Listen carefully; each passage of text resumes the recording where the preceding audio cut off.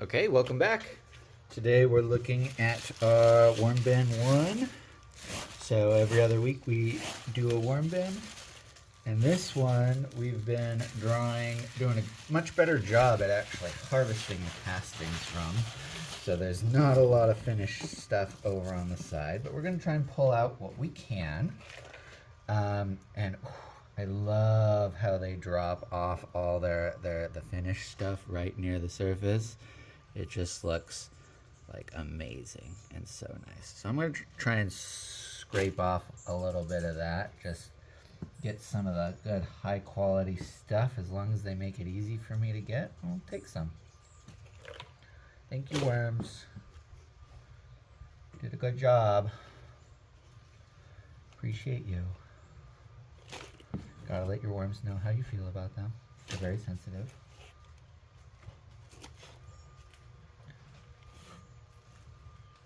And then I've got some of the stuff over to the side I let dry out a little bit, so there won't be as many worms in here because it's much drier. I don't like hanging out where there's no moisture.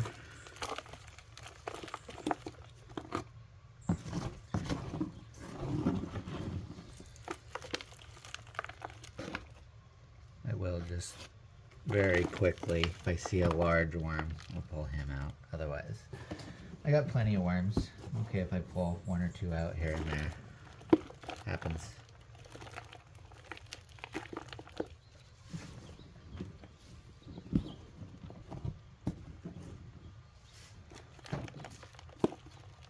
Okay, there's a lot more worms in this handful, so I won't pull that out. But that's a good amount of castings. Leave plenty of room. There's plenty of room to generate more. So we're good to go on that. Also makes fluffing it up a lot easier.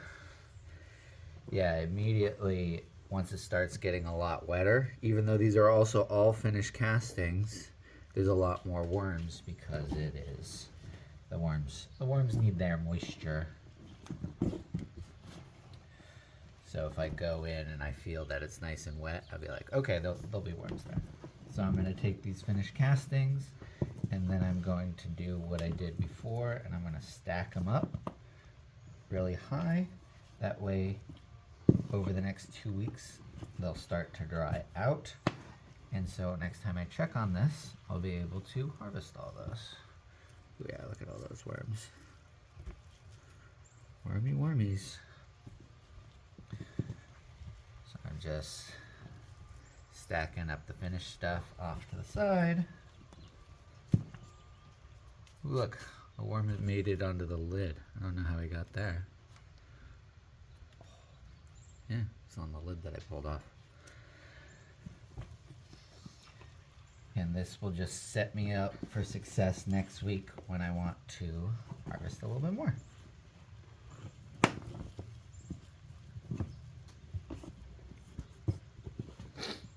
Okay, now I'm getting into stuff that needs a little bit more time to break down. Because it needs more time, there's a lot of more worms hanging out in there. Makes sense because there's stuff to eat here. So you can see there's bedding mixed in, and because there's bedding mixed in, you see all kinds of worms, you know, doing their living their best worm life, doing worm things. So yeah, they're because they like hang out in the cardboard, you see them completely intermixed, which is why we call it bedding. It's where they like to live and just hang out. They'll hang out there, and then when it's time, when they're feeling a little bit hungry, they'll go to where the food is and eat a little bit, and then, you know, go back to where they like to hang out.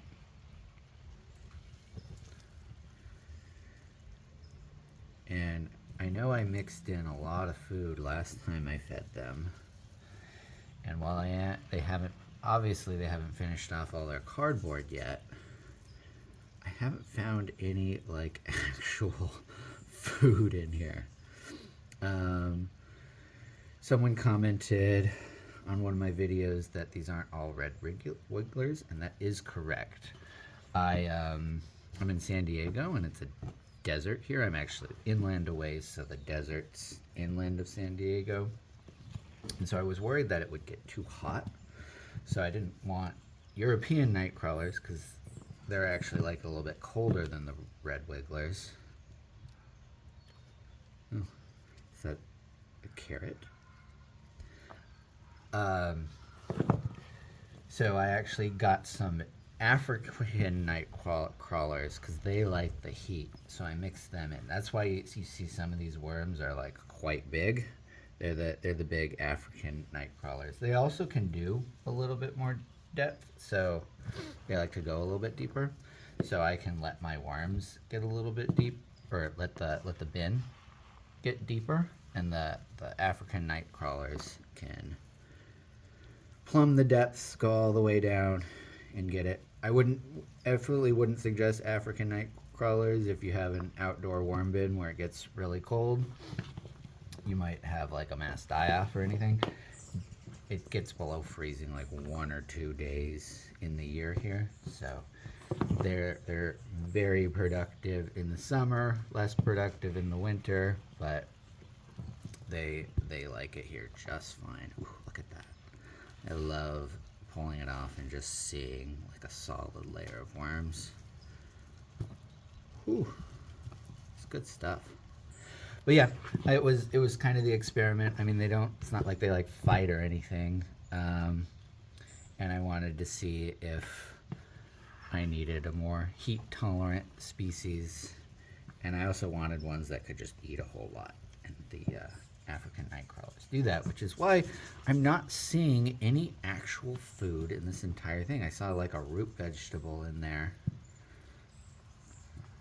but that's it.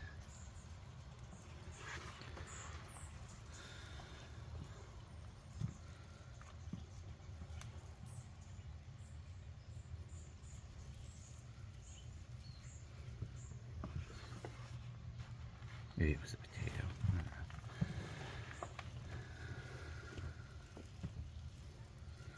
don't know. Okay. Yeah. They ate everything I gave them. they demolished it. Those are hungry words. Here's a little bit of dried avocado that they have a hard time getting through, but there's no like actual high, there's not food that's rotting in here. So I'm gonna feed them everything I got today. I don't have a ton, but they're getting all of it. So as always, we put in the bedding first, and then I'm gonna follow that up with my coffee grounds from the week, just to provide the classic base level of nutrition. Well, not nutrition, but just some calories they like to eat, easy to break down. Someone asked me once, how do you keep it from getting moldy? And the answer, of course, is I obviously don't. This is quite moldy. The mold is just part of the breakdown process. These guys are decomposers. It honestly helps them eat it. So that's what it does. I use it up every week. So some of the stuff from last Monday is maybe a little bit moldy, and the stuff I used yesterday is not at all moldy. Mix it in. It's like a little worm bed and breakfast. They got a place to sleep and a little bit to eat. Now we add in their lunch. I just pulled this out of the freezer. I didn't give it that much time to defrost. So let me see. What do we got on the menu this week? Okay, so we have the rind from a cantaloupe. They will demolish that. I know that from experience. We got a couple of peels. Can I get this off? Nope. I'll have to pull that out later. We have a little bit of kale, and we got 2 zucchinis that we didn't quite get to. Let me see if I can break this open, make it a little bit easier for them to get at. Not that they need the help. They've been destroying everything I've been giving them, but just to make it a little bit easier. And then I'm going to add a little bit more bedding, just because bedding's a great emergency food source. So they can always eat this. I'm going to mix that in. I'm also going to take a few of the castings from last time and mix those in, just to kind of help get the bacteria and the mold all the breakdown, just get it started. Just because they don't really just eat this, they kind of really eat the microorganisms that are decomposing. So the microorganisms can't move as easily as the worms can, so if you help them move a little bit, then everything just gets started that much quicker, which is the whole point. We want them to break it down. The fact that they ate through everything in 2 weeks that I gave them is perfect. That's exactly what I want. I probably could, divide this bin if I had a bunch more, food scraps to give them, but as is, they're eating everything I give them. Their population's stable. This is exactly how I want it. So I tuck them in, make sure I don't have any baby worms on my gloves, get those off.